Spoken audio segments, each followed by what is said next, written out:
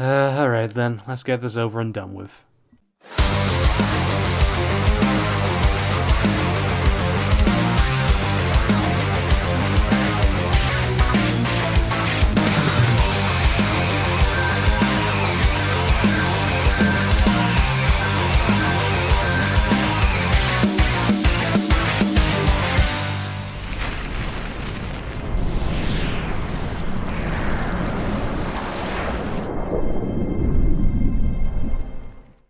So The Matrix Revolutions is the third film in the Matrix trilogy, released on the 5th of November 2003, just 6 months after The Matrix Reloaded.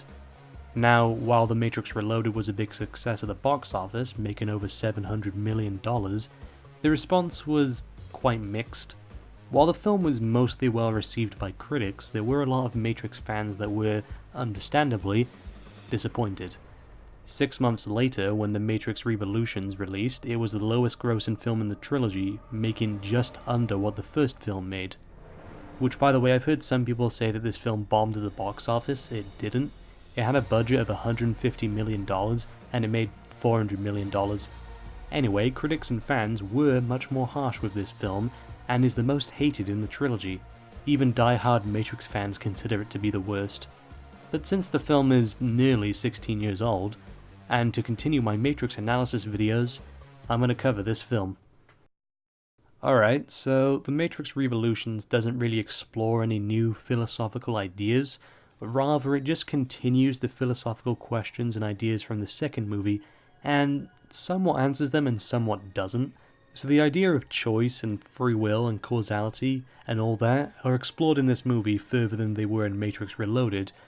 Early on in the movie, Morpheus, Trinity, and Seraph have a confrontation with the Merovingian, who is currently holding Neo in like a train station or something by some guy named the Train Man. The Oracle in this movie has a different shell due to the Merovingian destroying her previous shell or something. It's really just there to explain the actress change.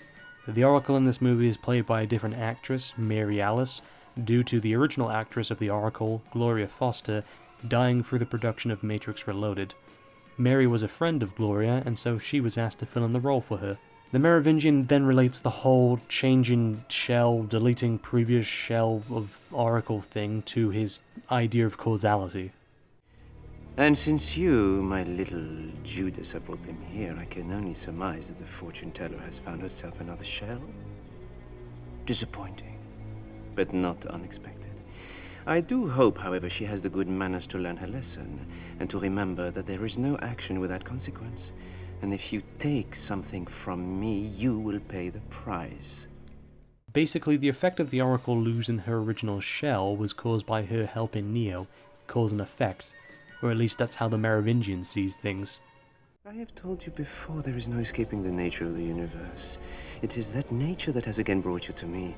Where some see coincidence, I see consequence. Where others see chance, I see cost. He sees things differently than most people do. Moving on to Neo, he is, as said before, stuck in a train station somewhere between the Matrix and the real world. The name Mobile is obviously an anagram for limbo, so I guess this is supposed to be a metaphor for limbo. The idea of limbo comes from Catholic theology. As defined by the most trustworthy site ever, Wikipedia, limbo is a doctrine concerning the afterlife condition of those who die in original sin without being assigned to the hell of the damned. And obviously the original sin is Adam and Eve consuming the fruit from the tree of good and evil. So if that's the case, then this scene has to be a representation of Neo's sins or something. But it doesn't really appear like this scene in the movie is supposed to be a religious allegory. It just seems like Neo is indefinitely trapped here. So I'm kinda confused if this scene is actually supposed to have any special meaning. I guess it's up to interpretation. Shut up, phone. I'm fucking tired of your shit. You constantly went off in the podcast a few days ago, and now you're constantly going off here while I'm trying to do a video. I swear, I'm gonna come over there and I'm gonna mash the shit out of you if you go off one more time, I swear. Another theme that is constantly brought up in the movie is Providence. Now the seed for this was planted in The Matrix Reloaded, but here it's more explored. Providence is also another thing that can relate to religion and God having a nature of spiritual power, but the definition most suited for the film is timely preparation for future eventualities. Basically, in the film, characters will already have something prepared perfectly for future events. Towards the middle, Neo and Trinity have to go to the Machine City, whereas the rest of the crew have to reach Zion. 2 ships, 2 directions. This could also further tie into the ideas of causality and determinism as the film's expression. This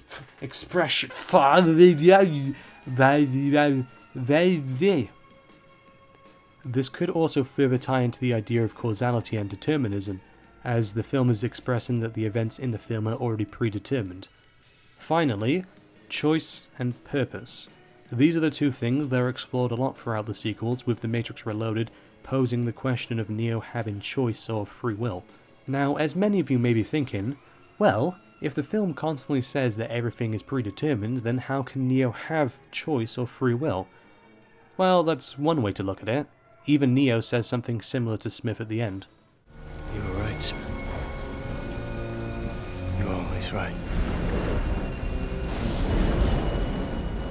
It was inevitable.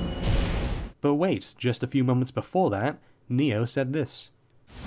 You must be able to see it, Mr. Anderson. You must know it by now. You can't win. It's pointless to keep fighting. Why, Mr. Anderson? Why? Why do you persist? Because I choose to. So this is where the movie gets really confusing, and I have no idea what it's trying to say. Trying to piece it together, I think this is what is going on. I do think there is such a thing as choice in the Matrix universe, but each choice has a predetermined outcome. Well, to think of an example, basically, you know when you play a video game and you can choose what dialogue option, or what... Fuck off phone, honestly! I'm getting angry at this. For example, you know when you play a video game and you can choose what dialogue option or what path you want your character to go, but the actual outcomes of the character are already predetermined by the developers of the game since they create the outcomes? Kinda like that. So in the end, does Neo have free will or choice? Yes. What I'm saying is that Neo can choose the path he wants, but once he is on that path, there is no other paths to walk. Which means that these 2 lines of dialogue make sense. Neo is choosing to fight Smith, but there is only one way that fight can end, meaning the ending of the fight is predetermined. Neo chose to save Trinity, but as the architect says, she was going to die no matter what, so it already had a fixed outcome that could not change. Anyway, The Matrix Revolutions does have some interesting philosophical ideas, but the one thing I've noticed about this series is that the longer it goes on, the less philosophical it gets. Revolution still has more philosophical aspects than The Animatrix, which had bare bones philosophy, and Enter the Matrix, which didn't have any philosophy at all. So while the philosophy still exists, it is much more muted than the first 2 films. At least there isn't a 5-minute long speech every 15 minutes about the philosophy.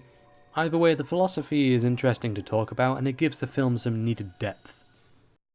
There aren't really that many action scenes in The Matrix Revolutions, but the ones that are there are pretty fun.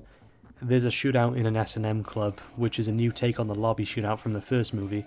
It's fun with some great choreography, and the camera angles and the techno music in the scene makes it even more awesome.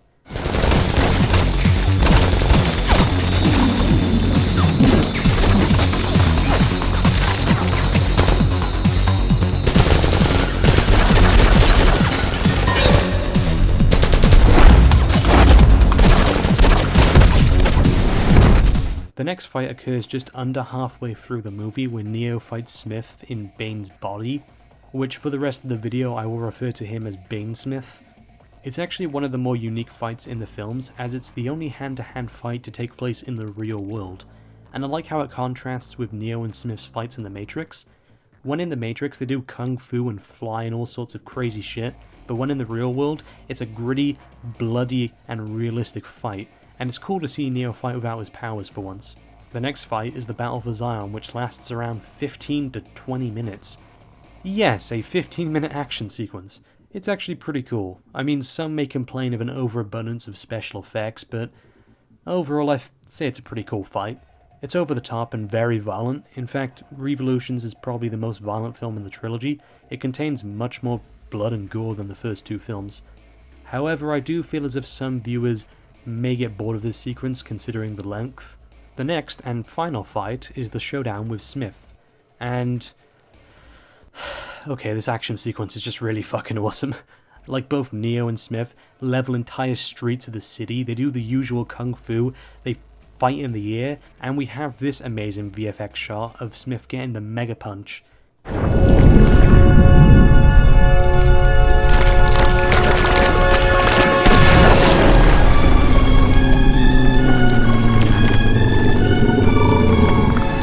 It's overall a terrific fight, and the score by Don Davis makes this one of the most intense fights in the series.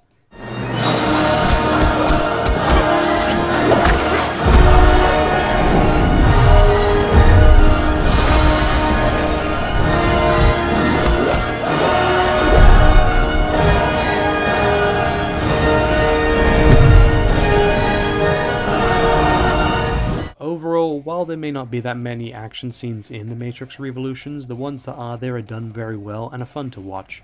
However, it does make this film the least rewatchable in the trilogy, as those who want the action scenes don't have as much to cling on to this time. The film spends a lot more time with the story and the characters, which isn't necessarily a bad thing, but it does get tedious after a while. Speaking of which, let's get into the story. In terms of story, this movie doesn't get off to a strong start. The movie starts off with Neo trapped in limbo by the train man, and the first 23 minutes of the movie is just centered around getting Neo out. I honestly think that this entire 23-minute part of the movie could have been cut. It doesn't develop the story, it just slows it down, it doesn't develop the characters and their relationships, and while there's a fun action sequence, the movie ultimately loses more than it gains by having this part of the film here. I mean, we get to go to an S&M club and see nipple twisting, and people decked out in bondage gear, and Monica Bellucci's boobs. I mean, seriously, her boobs are just barely covered in the scene. And, you know, that's nice and all, but it doesn't really add much to the movie itself.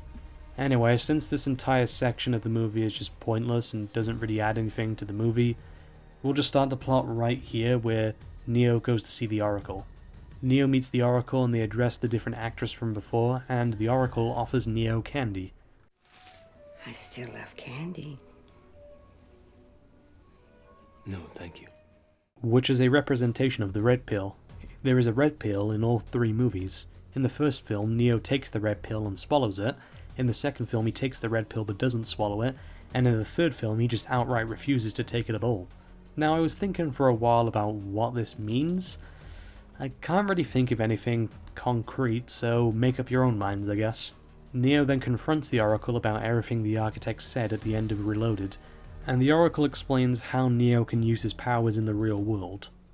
Tell me how I separated my mind from my body without jacking in. Tell me how I stopped 4 Sentinels by thinking it. Tell me just what the hell is happening to me. The power of the One extends beyond this world. It reaches from here all the way back to where it came from. Where? The source. That's what you felt when you touched those Sentinels. But you weren't ready for it. You should be dead. But apparently you weren't ready for that either. She then informs him that Smith is the main problem that he needs to be dealt with, and how he is Neo's opposite, his negative, which is why in the final battle they are evenly matched. Bane Smith then awakens and they ask him about the ships and the EMP thing that happened in the previous movie. Seraph and Sati then leave as Smith enters the building and tracks down both of them. Got to use your hands. Why? Cookies need love like everything does. What did you do with Sati? Cookies need love like everything does. I do like how Smith is introduced. You know it's him just from the intimidating theme.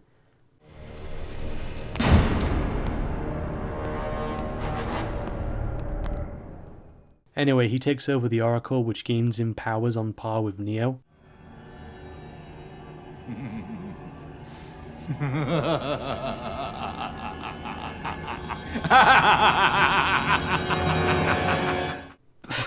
Okay, that's hilarious. We then get back to the Hammer, searching for the logos from the end of Enter the Matrix. They find Niobe and Ghost and Sparks, and then charge their ship or something. Bane Smith then kills a random character, Maggie. We also get to see Z making shells and staying to fight the machines in Zion, which is cool and does have a payoff. It's a good character scene. But you're gonna get yourself killed. It's crazy, Z. Maybe it is. But ask yourself if it were Dozer, you knew the only chance you had to see him again was to hold the dock. What would you do?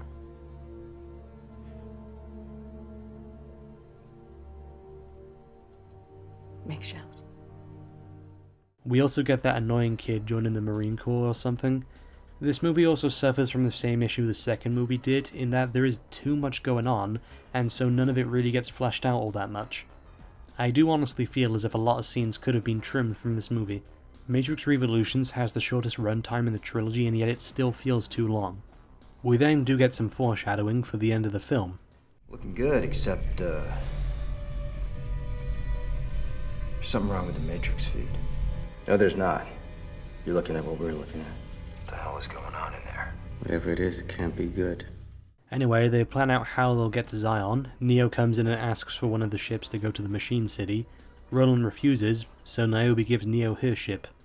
I am the captain of this ship. I say where it has to go. And believe me, this ship will go to hell long before I let you take it anywhere.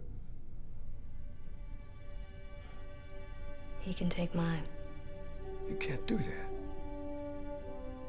Don't even think of trying to tell me what I can or cannot do with my ship after that little speech. You've never believed in the One. I still don't. Then why are you doing this? I believe in him. Thank you. The issue is that the film is acting as if this is character growth, but it's not. Niobe is never shown being against the idea of the One or Neo. So this just feels weird. But okay, I guess. So the rest of the crew will leave, as we then get this final moment between Morpheus and Neo. It was an honor, sir. No, the honor is still mine.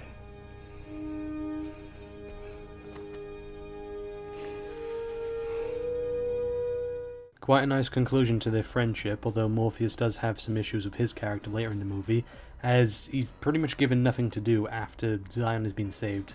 The rest of the crew leave as Neo and Trinity then start to take off, but the ship stops working, so Trinity goes down to see what's wrong and gets ambushed by Bainesmith. Meanwhile, the Hammer discovers Maggie's dead body, but can't go back to help Neo and Trinity in the event that they might be dead. You don't know that. What if they need our help? It's too dangerous. Why? Because if he's killed them, he'll control another EMP. At this point, they're on their own. Just like us. Neo does eventually beat Bainesmith, but he gets blinded, although he does get this weird light vision thing. Anyway, we then get the 15-minute long action sequence in Zion. We then go back to Neo and Trinity heading to the Machine City, and we get a few cuts in between of Zion trying to hold off the Sentinels getting into the city. Neo and Trinity do encounter these ships which shoot out a bunch of bombs, but Neo takes care of them easily before this weird scene then happens.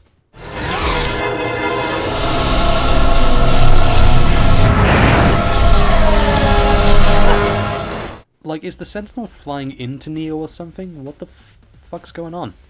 They can't go through them, so they go over them and get a nice view of the sun. They then crash into this tower and Trinity gets impaled on some wires and dies.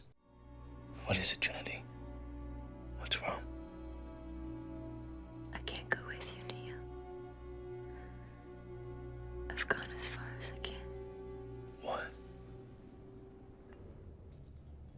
Oh no. Now, while this is an emotional scene, I can't help but feel as if it should have had a bigger impact because of the fact that she's been a character with us since the original film, and, you know, she's Neo's girlfriend, and she was a major character in that film. In here, her death is just kind of like, whatever, who cares? But I will give credit to Keanu Reeves, as his performance in this scene is quite good.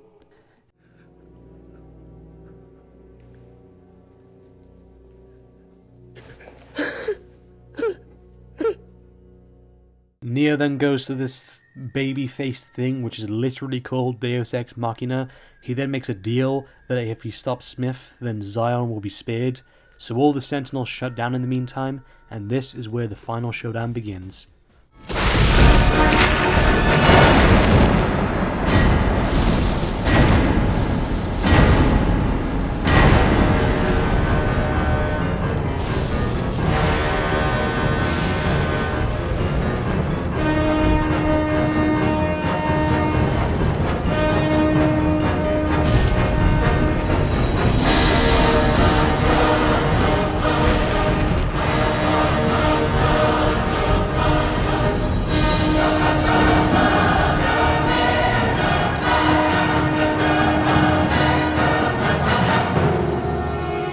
It's pretty epic. Smith then smashes Neo into the ground. One small detail many won't notice is that the street Neo gets smashed into is actually the same street from the ending of the first movie. You can even see the phone box from the first film. Anyway, they do fight for a bit, but Neo realizes there's only one way to stop Smith, so he lets Smith copy himself onto him, and then the machines use Neo's code as a catalyst to destroy Smith and all the clones. Now the Matrix has been fully restored due to the code of the one being destroyed, I guess. It's a confusing ending. Everyone is excited that the war is over and then go apeshit over it and then have another orgy. I mean, it's a cheesy scene, but hey, at least they didn't put something like "We Are the Champions" over the ending, am I right? We then get a final scene between the Oracle and the Architect where he says that those who want out of the Matrix will be free. Seraph and Sati then join the Oracle for a beautiful sunrise, and then credits. Ultimately, The Matrix Revolutions has a lot of filler and there isn't really much impact to the story apart from Neo's stuff. I think Neo's journey in the movie is handled well, but that's about it.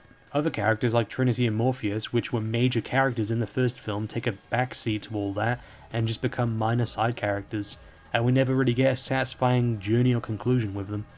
There are some nice moments here and there, but really the only character I felt satisfied with was Neo. The issue is that the movie spends so much time on the story, yet barely any of it is done well. I mean, the story in this movie isn't god-awful or anything, it gets the job done, but I don't really have that many emotions while watching this movie apart from the epic final fight and maybe Trinity's death. I gotta be honest, most of the movie just feels very uneventful, and it makes this movie the least rewatchable out of all three films. In the end, The Matrix Revolutions is a decent, enjoyable at most movie, but is very unsatisfying. The philosophy is the least developed in the trilogy, and the story is poorly done, and the movie feels extremely bloated. The action in the movie is pretty good, but I guess that's really the only thing it has going for it. I mean, don't get me wrong, I do like this movie, and I do still enjoy it, and I am very happy with how Neo's story was concluded, but really, Neo is the only part of this movie that's done well. I can really only recommend this movie if you're a fan of the two previous films and just want to see how the story ends.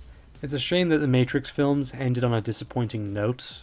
I have a love-hate relationship with this movie, but I'd say I like it more than I hate it, but there are just too many things wrong with it for me to love it.